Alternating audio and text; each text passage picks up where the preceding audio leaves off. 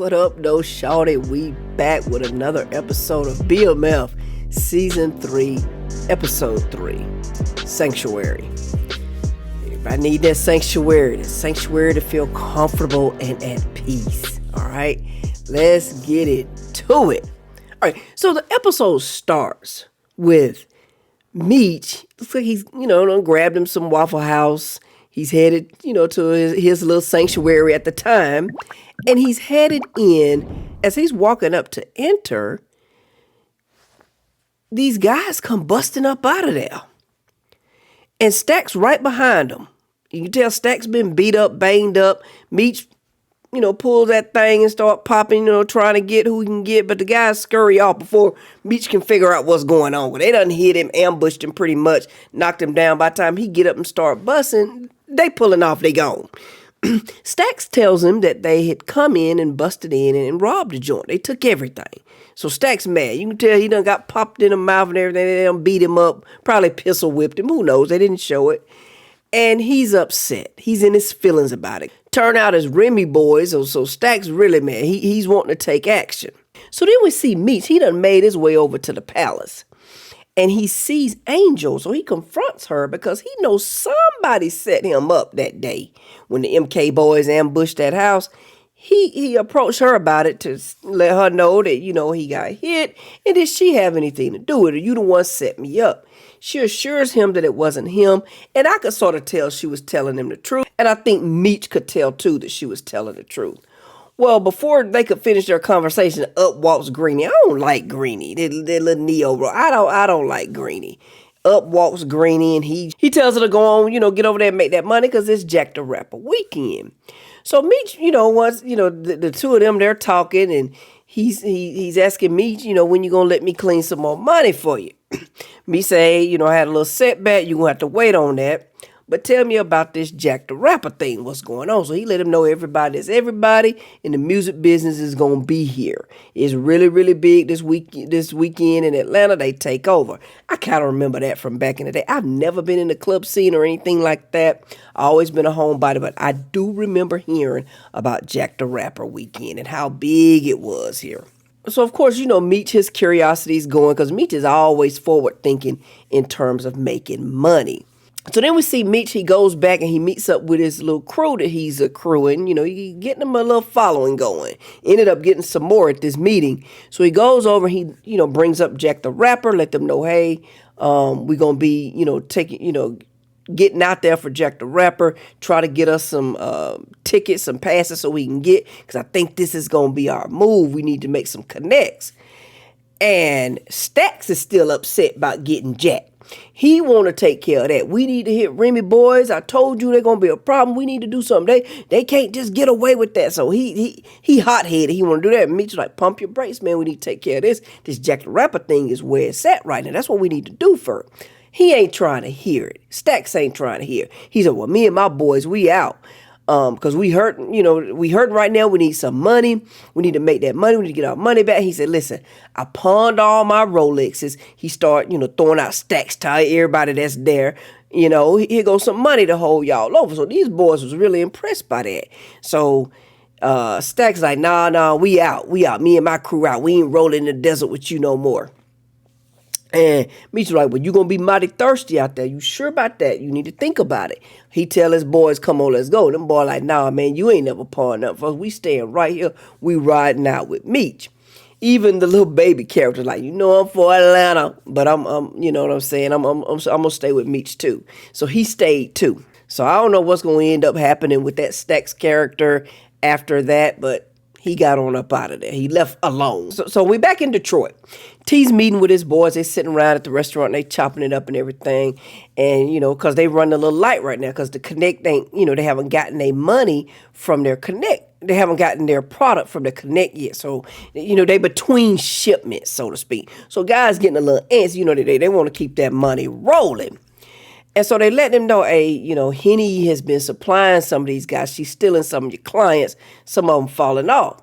So T's like, you know what? He called a meeting. He get them all together. He tried to talk to them. Most of them, they still weren't trying to hear. They want to roll with Henny. So one of the guys that he grew up with, he felt like he could get through to him, so he have him to stay back. He chop it up with him, and sure enough, dude, it's okay, T, I'm gonna give you this last chance. I've been wanting to leave anyway, because I'm really down for Meech, and with Meech not being here, I've been trying to hold on, man. He said, but I'm gonna give you a little time. You're right. We go way back. Let me give you a little time. So T tell him, listen, I'm gonna need you on the inside. Don't cut off what you got going on with Henry. Henrietta, they call her Henry. Don't cut off what you got going on with her. Because I need some ears. Let me know whatever you hear. Keep your ear to the ground. Let me know what's up.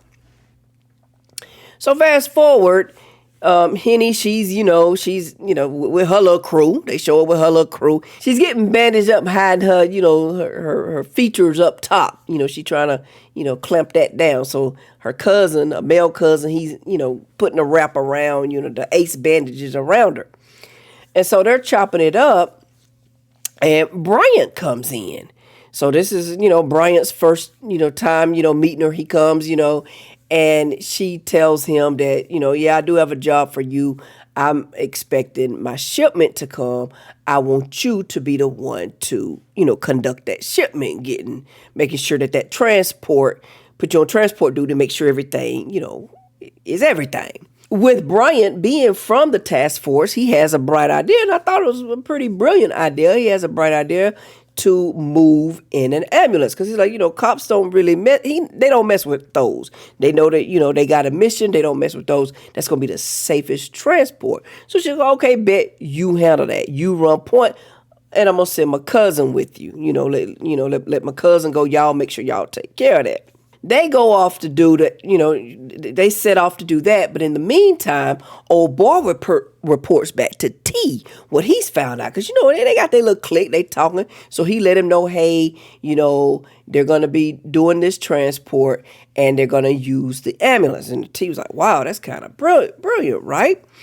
And so they set it up and say, okay, I want y'all there. I want you to intercept it. So he sends his two, that he want to send. I want y'all to intercept it and make sure it doesn't make it to Henry. We got to stop this. We got to, cut her off until we can get our stuff, that way we're not losing. So they set out to do that. They get there and they, show Brian and the dude. They got it. They're rolling in the truck. They dressed all up in the, the paramedics uniform and everything. They playing the role. Well, unbeknownst to T and his crew, so they're being watched by Jen and Amberson. Remember, they're under surveillance and they don't know they're under surveillance. So wherever they move, these ladies moving. They taking pictures. They watching them. They doing a stakeout and everything like that. So they're there as well, where they there to trap them up. And Brian and her cousin, I forgot what she said his name, forgot his name, but her cousin, R.I.P., because he gone there anyway, it don't matter. But they're rolling and they're talking back and forth, and all of a sudden, he gets popped while he's driving. So he gets popped and he crashes into a rock, tree, whatever. Bryant hops out. Boys run over, call themselves and go ahead and finish them off, get the product, whatever. And unbeknownst to them, like I said, Jen and Amberson are there as well. So they come out and, shots start to flying. Jen gets shot. She gets shot. And she sees Bryant there. So I don't know what's going to play off with that. But she sees Bryant there too. But Bryant comes up and he finishes off Henry's cousin. Because, he don't want, nothing going on. He don't want nothing reported back. So, and plus he got to let Jen see him helping her. Because he's the one that shot her, the cousin, from the ground. Because he gets hit. He gets thrown out of the vehicle. He's on the ground trying to survive because he don't know what's going on. He thinking they the one did it, I'm sure. And he shoots her. So Bryant comes up and finishes him off. So it's going to be more to come with that. Everybody dispersed. Bryant hops into the car. Ain't nothing Jen can do because she's down. Now, they didn't show Amberson. I guess Amberson all right. I don't know. But Jen is down. Bryant drives also. That's going to be against Bryant too. Now, is this going to be where she starts to color outside the line, working with Bryant while he works with Henry? Probably so. And she gonna keep that under wraps, and she gonna play him, I believe. But anyway, so, they go on by, move on. And you see Bryant, he's there, he's letting Henry know what happened, how it went down. No. She looking for a cousin. Way at. Bryant like, he's in the dirt. You gonna have to go deep south if you want to find him. He's done. This pisses her off. She gets her gun enraged and she shoots in the air. You can tell she's at a whole nother place. She must have really, really cared for this guy. She said that's her blood. Bryant also tells Henry that BMF are the ones. He ain't mentioned nothing about, well, she knew the cops was there too. Because she was like, well, I thought you said, because she was sort of blaming him. Henry was sort of blaming Bryant at first because she was like, the cops was there as soon as it got started. What happened? He blamed it all on BMF. It's like, no, they were telling BMF, this is all BMF. It was the BMF boys that was there that started shooting. So as if T doesn't have enough problems. He's at his baby mama, the real baby mama. He's at her house because right now him and Markeisha ain't. Markeisha, let's back up a little bit. Markeisha had called him earlier, wanting to see him, telling him how much she miss him. She wants to spend some time with him. He shuts her down, to my surprise. He tells her, hey, actually, you did me a favor. I've been spending time with my baby mama. She's pregnant and taking care of little Terry Jr. and I'm good right now. You stay on over there doing what you do. So, she gets off the phone, which I knew he just working it. He getting in her mind, right? That's how it go, lady. He's at the real baby mama's house, right? He's over there with her and little Terry. They sitting on the couch, having a little family moment. There's a knock at the door. They mama go to the door. The mama kind of surprised me. She kind of looking, giving me crack, like she on that stuff. I don't know what's going on with the mama, but she goes to the door because I didn't even recognize her, to be honest with you, going and opening the door to where as rough as she was looking, chain smoking. The lady walk in, all that smoke in there, and she's with CPS. She's with Child Protective Services, and I had received a report that, Terry Jr. is not being taken care of, right, properly. So they all in a frenzy. When she leaves, and they talk to her, she tell them they gonna have to, they'll have to have a day in court, serving the papers or whatever, and she leaves. So everybody's at a frenzy, right? And the real baby mama, she says, one of the ladies, please never send your man to go talk to the one he fooling around with that he done told you it's over with. Don't send him to go deal with her, because you done sent him over there and now he back. So he go over there, call herself, going to confront her. And of course, she didn't do it. Terry, I wouldn't do that. And I don't think she did. I really don't. Her being a mother of two, I just don't think she did. But my thing is, to the real baby mama, like, I wouldn't even have mentioned her. Like, why would you send him back to her arms? Right? I wouldn't even have mentioned her. She would have been the furthest thing from my mind as far as he was concerned. I would have diverted him somewhere else. Somebody in the street. I know. I knew it was wrong for her to send him over there. But anyway, he goes over there. She sweets talk him, and now he back with her. Seem like, because then next you see him at his new apartment, fully furnished. Where's the real baby mama and Terry Jr., who you later told your mama that's why you got it for CPS? You told your mama that's why you got the house was for CPS, to see that Terry Jr. has a stable place. But yet you got this lady there first. He irritates me to no end. He does. He irritates me to no end when it comes to this family thing. But anyway, Henry is pissed at BMF. So we already know. Now, she could be the one that sent CPS on Terry about little Terry Jr. Not sure. I don't know where all this is coming from, but that could be how she's starting the ball to roll. But she is pissed about it. Now, Bryant knows about his family, so Bryant could have done it or advised her to do it, Yeah, I just thought about that because Bryant definitely knows, because he threatened it before, remember? But yeah, that's crazy. He put everything on BMF.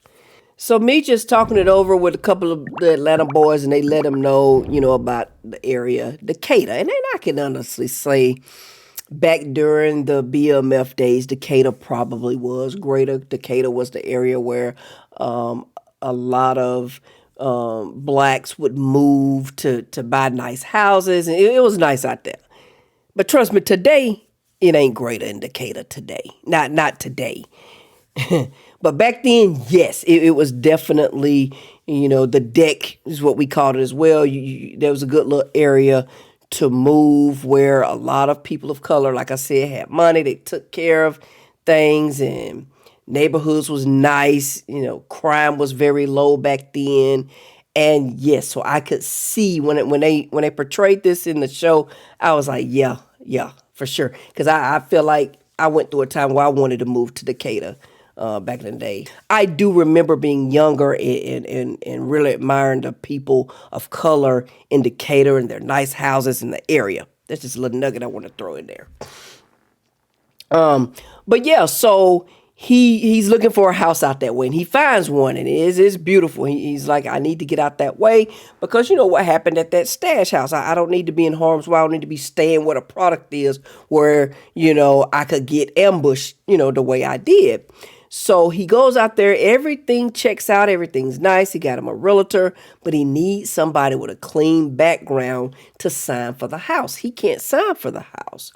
So he calls his dad, which surprised him. So I guess him and his dad, they worked things out after his daddy cheated, and he looked out for his dad and didn't tell on him. So I guess that kind of like smoothed things over because the pot can't call the kettle black type thing. So the daddy started, understanding Meech a little better. I would like to see him let Meech help them financially. Cause boy, y'all struggling, Charles, or whatever. But anyway, so he flies his dad to Atlanta.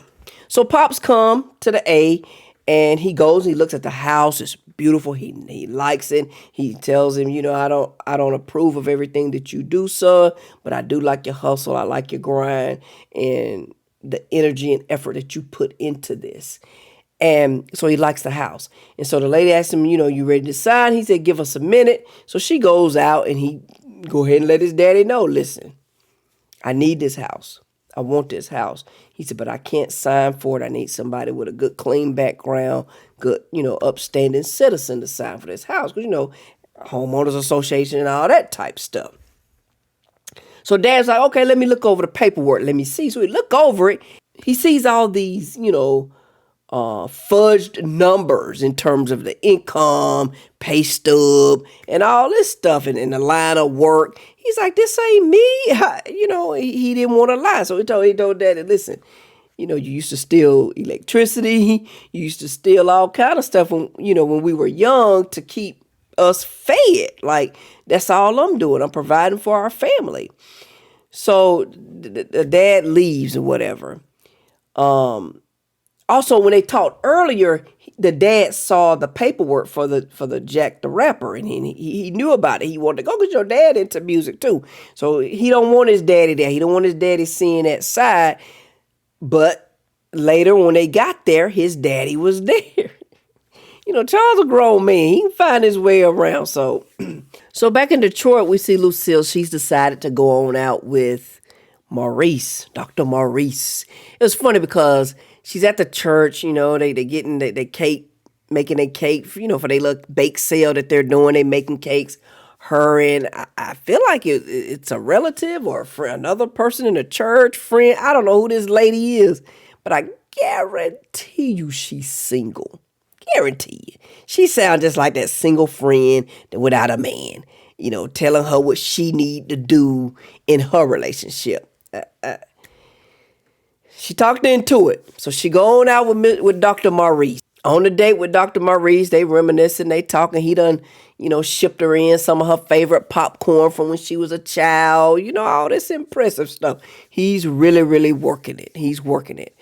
And when they get done talking and everything, he hands her a check for the bake sale for $10,000. He hands her a check. So he's working it. He's doing all the right things. You better tighten up, Charles.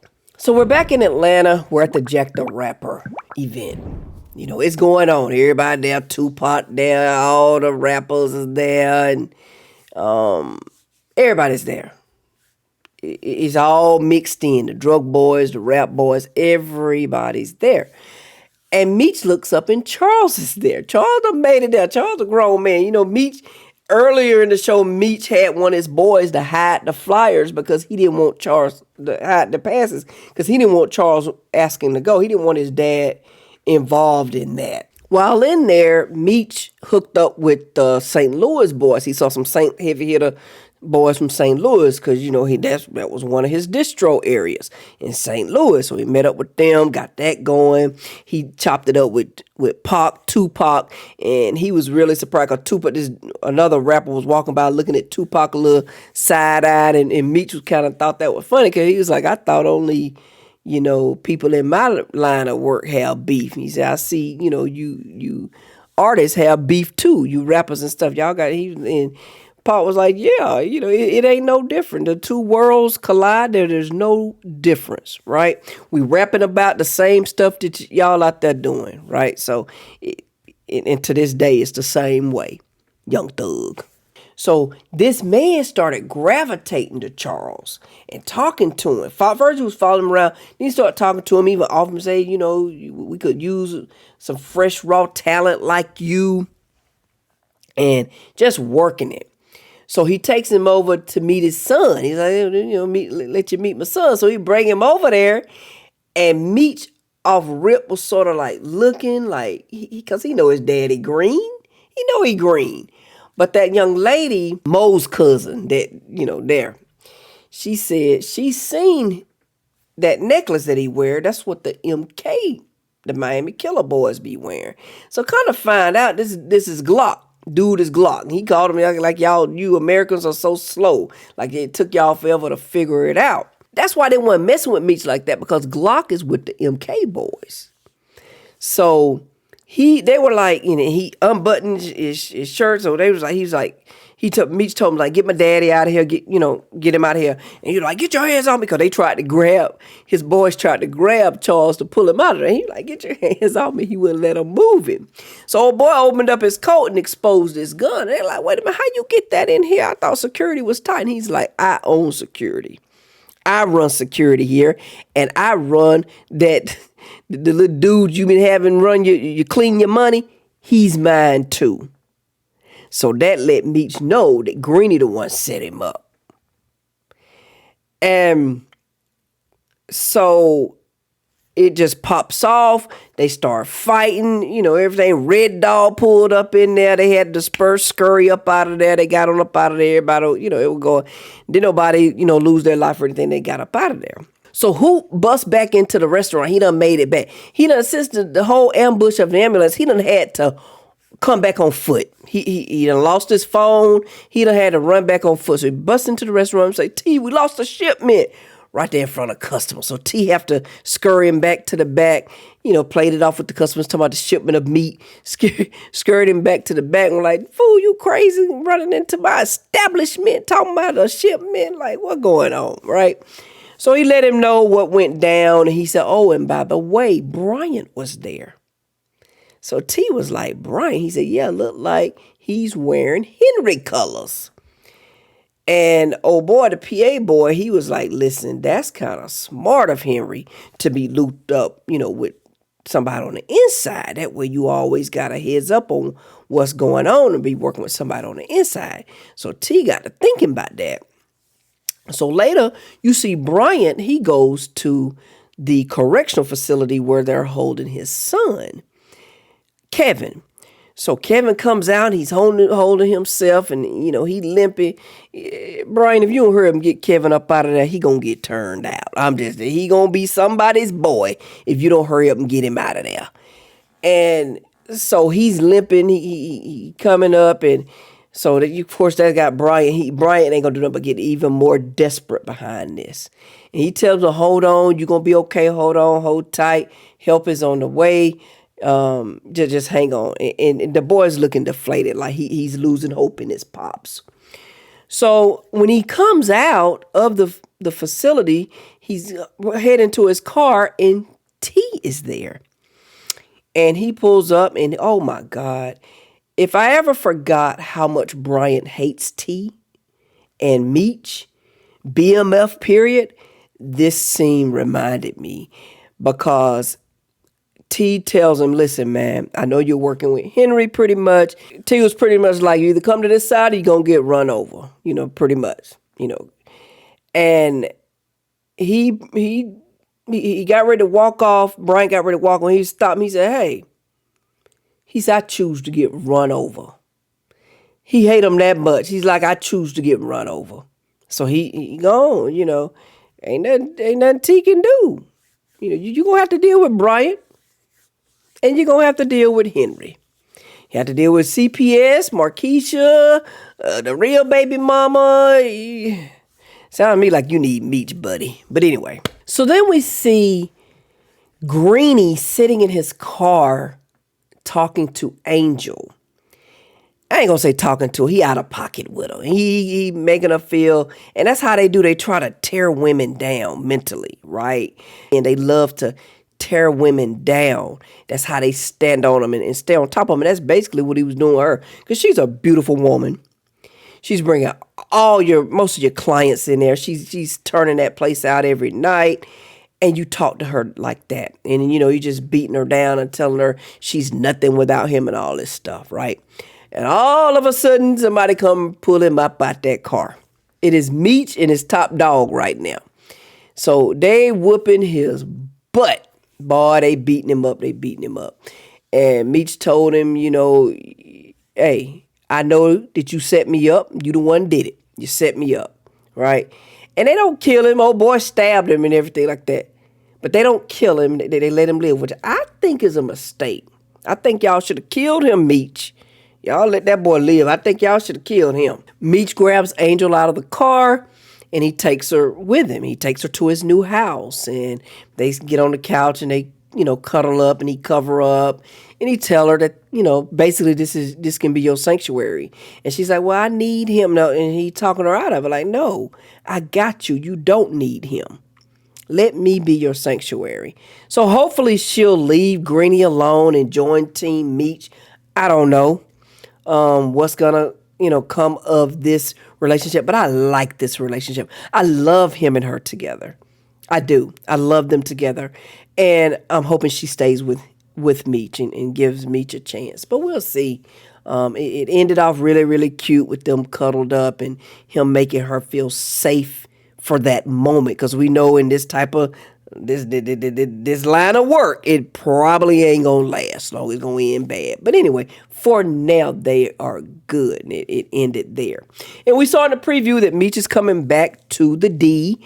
So I guess I don't know, what's gonna happen. We're gonna see what business he got to take care of in Detroit. Probably just to pretty much catch T up on what's going on in the connects and make sure everything going and flowing.